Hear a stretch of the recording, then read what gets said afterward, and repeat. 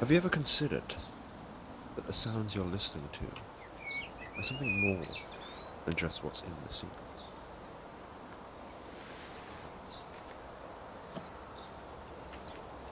Hi, this is Ben, and this is another episode of Projectionist Viewpoint, a series on art and its approaches.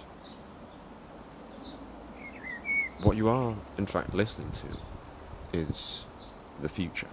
This video was, in fact, taken before I recorded the sound, and the sound of the environment is not of this one. So, I want to talk about sound today, specifically diegetic sound. Non-diegetic sound, in the form of soundtracks, has been struggling a bit lately due to the conformity of temp music, as greatly pointed out by Every Frame of Painting, and how great ones are made by Nerdwriter. And in film, the emotional expression of sound seems to be either regulated to comedies for a laugh, or horror. And while this is no bad thing, is this really all diegetic sound can do? In the video game industry, however, things are looking positive, as it includes the additional interactivity of the medium, so soundtracks can also change. Great examples of these are done by Mark Brown with Game Maker's Toolkit on Zelda, and Cool Ghosts on Hyper Light Drifter. And yet, diegetic sound is still barely getting off the floor. Here and there in the film world there are gems, specifically in Walter Murch and Andrew Stanton.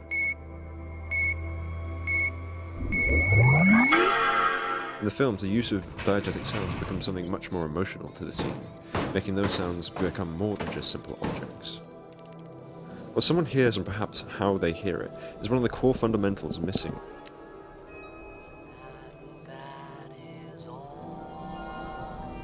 And it's by viewing it through this lens that you can see the true beauty of the video game Kentucky Route Zero.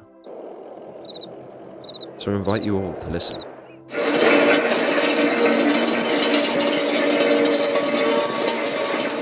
Throughout the game, which is split into 5 acts, Zero not only uses the soundtrack sparingly, though I recommend you listen to it anyway, but through it you get a real sense of atmosphere where the characters' emotional values are in the diegetic sounds of the scene.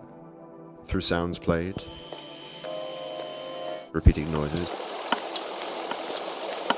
or inhuman sounds alluding to something else entirely about the character.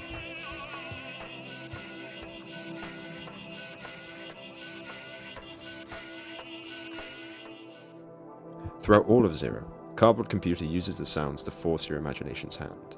They often lock you into reading something, so you are forced to listen to some beautifully terrifying diegetic sound of the world around you, forcing you to have an emotional reaction to the sounds, not the text.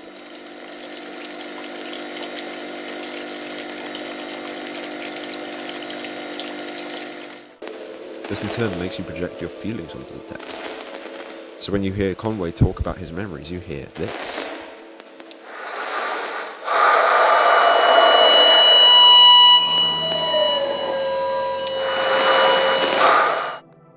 By stripping back all the visuals, the game uses the player's imaginations to think of what it was like being there, listening to it. And it's through this that we get the most masterful technique, that sound portrays another moment in time. I don't know how to explain it, and neither do I want an explanation, but it's through the illusion of sound that we can hear something more. We can see into the past.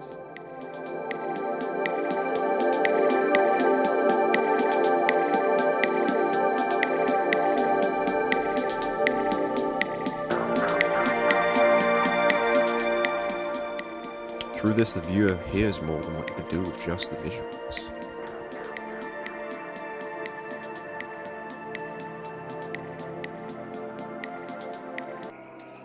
It's through this use of sound that Kentucky Route Zero shows us the character's emotional state, the tension of the scene, the atmosphere we feel, and most importantly, an emotional expression for us, the viewer. It puts us in another place in time completely. It makes us feel about what was once there, despite the fact it may not even be real.